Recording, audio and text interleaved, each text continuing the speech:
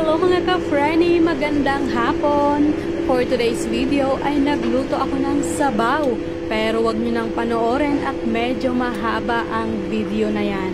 Ang niluto kong sabaw ay ang wolfberry na dahon. I-google nyo na lang kung anong benepisyo ng ganyang klaseng dahon sa katawan. Pero napaka-healthy ng ganyang klaseng dahon. Kita nyo naman ang ganyang klaseng dahon, may tinik. Pero mag-ingat kayo sa mga taong matitinik at yung iba, tinik talaga sa relasyon ng iba. Charot lang!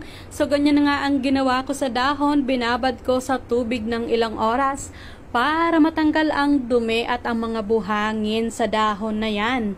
Napaka-healthy ng ganyang klaseng sabaw.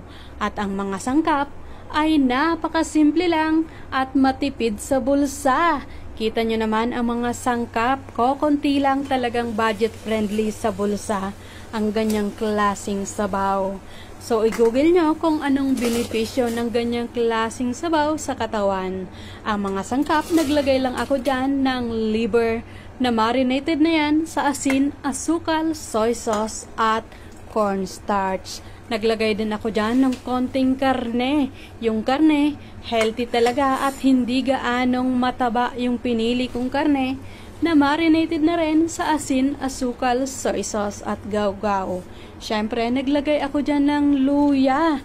Maglalagay din ako dyan ng goji berries. Mabilis at easy pang iluto ang ganitong klaseng sabaw. Less than 1 hour, may healthy sabaw na talaga. At ang pampalasa ay simple lang ang pampalasa. Konting asin lang talaga ang pampalasa at may healthy sabaw na. Ganito ang sabaw dito sa HK na iniinom nila after dinner time. Hindi sila umiinom ng tubig. At napaka-healthy ng ganitong klaseng sabaw.